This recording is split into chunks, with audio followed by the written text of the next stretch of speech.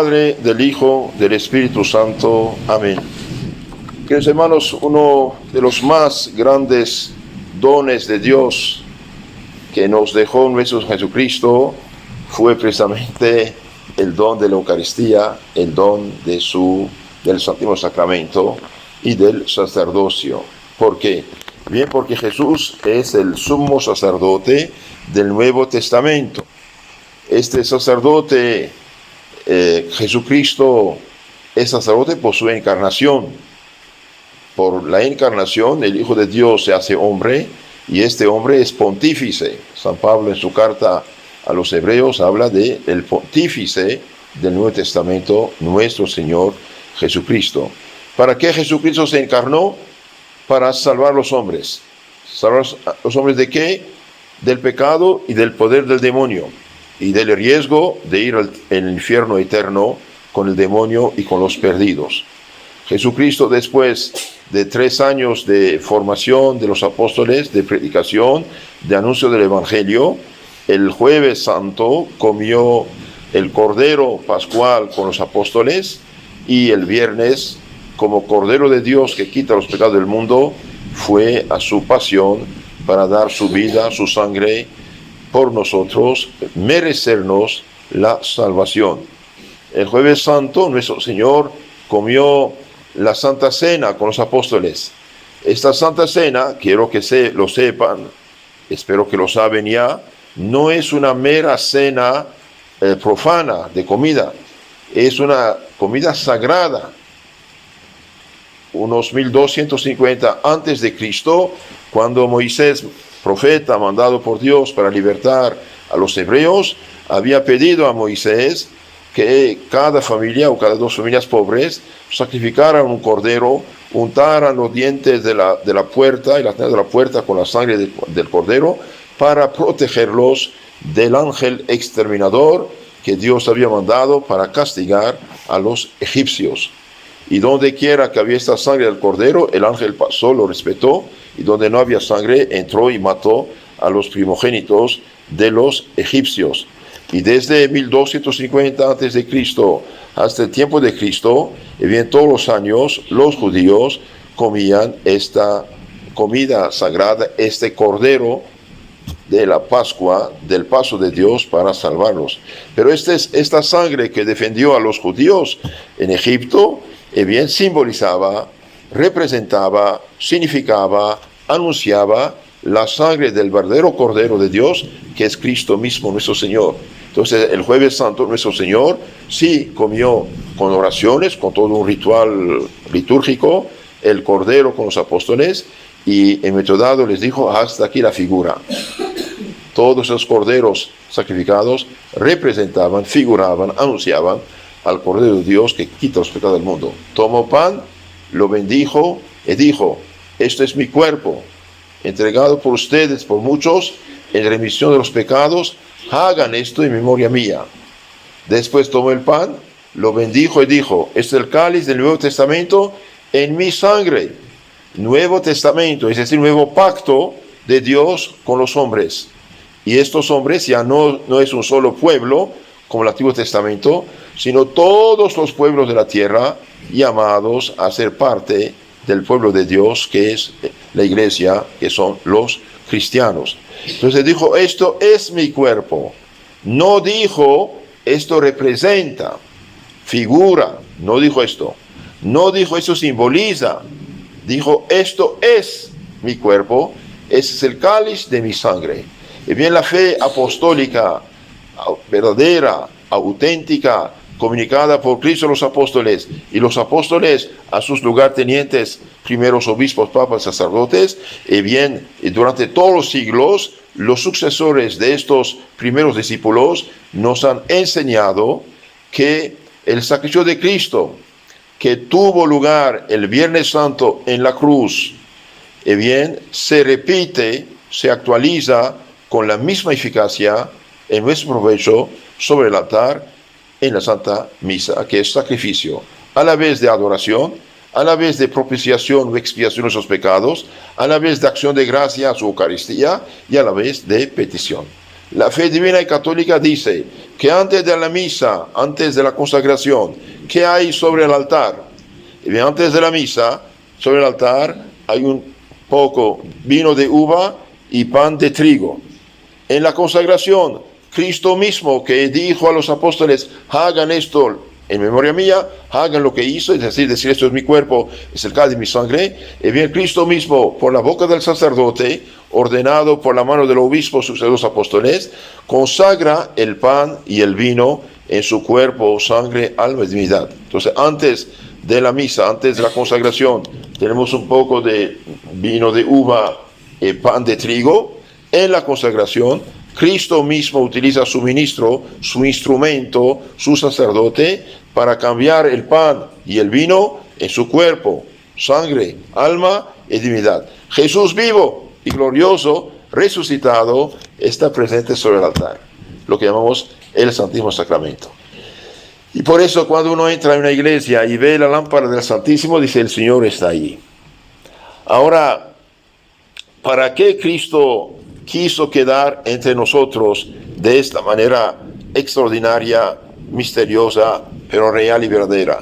Y bien, por dos razones. Una, para acompañarnos, para escucharnos, para bendecirnos, para estar con nosotros. Por eso es bueno visitar y hablar con nuestro Señor en la iglesia donde está el Santo Sacramento. También quiso quedar con nosotros para ser alimento espiritual, vivificante, divinizador y protector de nuestras almas. Por eso, en el catecismo hay una pregunta muy hermosa que dice, ¿cuáles son los beneficios de la Santa Comunión? Y bien, la respuesta muy hermosa dice, y bien, la comunión, que es cuerpo, sangre, alma de Cristo, y bien, produce varios beneficios. Uno, aumenta la gracia y la santidad, como la luz crece. Por ejemplo, una lámpara que tiene 40 watts, hay luz, 80 mejor, 200 mucho mejor. Aumenta la gracia y la santidad. Junto con la gracia y la santidad, el alma queda más limpia, más brillante, más santa, más cerca de Dios. Crecen en ella la fe, la esperanza, la caridad, virtudes y don del Espíritu Santo. También la Eucaristía como sacramento y como alimento espiritual de nuestras almas, borra, limpia nuestra alma de las pequeñas faltas, manchas del pecado venial, pequeños pecados que nos separan de Dios. Por ejemplo, una pequeña mentiría insignificante, un pequeño robo insignificante, una pequeña flojera, un pequeño enojo, son pecados veniales que con tal que uno se abierta quedan borrados por la comunión. Por eso la comunión no prohíbe de comulgar cuando no tiene sus pecados, pero tiene que arrepentirse. Y también la comunión nos preserva, algo sumamente importante, nos preserva de las culpas mortales. Como el alimento preserva de la muerte, y el que no come unos 2 meses y pico muere, y bien de la misma manera, el que no comulga no recibe el cuerpo, la sangre de Cristo para protegerse, santificarse, limpiarse, fortalecerse, y bien poco a poco cae en pecado grave que es mortal, es decir, muerte espiritual, separación para con Dios. Entonces la comunión, además de aumentar la gracia y la santidad, además de borrar las culpas veniales, nos preserva también de los mortales. Muy importante esto. Nos preserva de las culpas mortales. Por eso, un pueblo, una persona, una familia que ya no tiene la comunión, que no tiene la confesión, que no se alimenta del cuerpo sangre de Cristo, fácilmente cae en pecados. Y lo que pasa actualmente en el mundo, ex cristiano, apóstata del cristianismo, que ignora a Cristo y no cree en Cristo, mire cómo han caído bajo más que los paganos. ¿Por qué? Y porque el pecado no decidido conduce otro. Entonces la comunión preserva de los pecados mortales y es prenda de vida eterna y resurrección gloriosa. Muy importante. Cristo dijo, el que come mi cuerpo, bebe mi sangre, tiene vida eterna, y yo lo resucitaré en el último día. Si alguno come este pan, cuerpo de Cristo, vivirá para siempre, y el pan que yo lo daré es mi carne para la vida del mundo. El que come mi carne y bebe mi sangre tiene la vida eterna, yo lo resucitaré el último día. San Juan, capítulo 6, 51 y 54. Queridos hermanos, para evitar todo pecado, no podemos hacerlo, no podemos evitar el pecado sin la Santa Comunión. No podemos. Y por eso, por desgracia, hoy, mientras más hay gente que ya no practica, católicos flojos, ignorantes, que no practican, o todos los demás robados a la iglesia, que van a sectas supuestamente cristianas, y bien más hay problemas y pecados, a pesar de los esfuerzos que hacen en su buena voluntad. Esto no cambia las cosas, ¿eh? Ahora, ¿qué diferencia hay entre la Santa Cena protestante y la misa de la iglesia, una Santa Católica Apostólica? Y bien, la diferencia es enorme. La Cena protestante es una obra teatral histórica, un simple recuerdo histórico nada más. El pastor, primero, no es sacerdote, no tiene ninguna legitimidad, no tiene sacerdocio de Cristo, es un simple laico que finge este oficio de catequista, de líder del grupo, en una iglesia que Cristo no ha fundado. El segundo, cuando el pastor da un poco de pan y vino a la persona, un galleta, un jugo del cuerpo de Cristo, por gracia no hay nada. ¿Por qué? Porque no tiene poder de consagrarlo. Por eso, en honor a la verdad, los mejores pastores protestantes, honestos, estudiosos y amantes de la verdad, bien, o se hacen católicos si nunca fueron católicos, o regresan a la católica si un momento dado los han desviado del camino. Entonces, bendito sea Dios que tengamos la fe divina y católica, y no para nada el mundo debemos cambiar esta fe.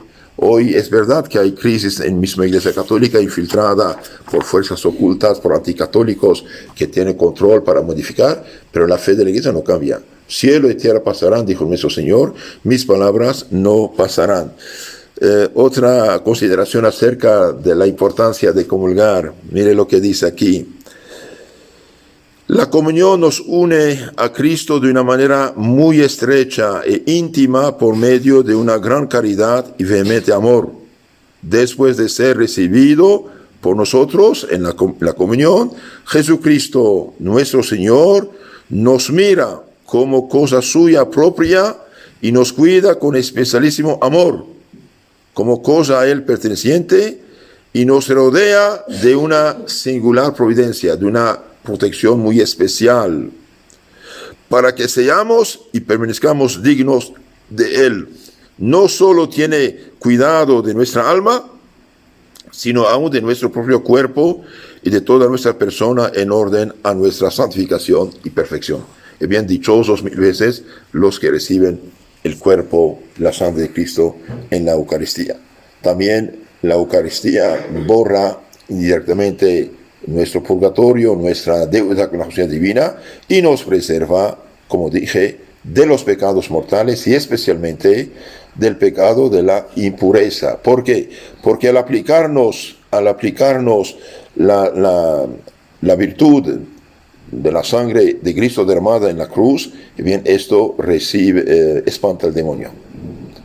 La comunión robustece las fuerzas del alma contra las malas inclinaciones de naturaleza y nos preserva de los asaltos del demonio al aplicarnos los efectos de la pasión de Cristo nuestro Señor. Entonces, por eso, dichosos mil veces los que comulgan, y comulgan regularmente, con preparación y con acción de gracias. Santa Teresa, la grande Teresa de Ávila, bien, dice que cuando uno va a la fuente con un pequeño vaso tiene un poco de agua, cuando va con un garrafón tiene más, si va con doble ropa, mucho más. Entonces, en la medida que uno se prepara y después de recibir cosas de Cristo, habla con Jesús, escucha a Jesús, le da gracias, hace oraciones, le pide y lo suplica y le agradece, más recibe. Entonces, tengan sed y hambre de recibir regularmente a nuestro Señor Jesucristo. Cada vez que puedan confesarse, háganlo, comulgar, háganlo, recen y verán la paz que sentirán en su corazón. Amén.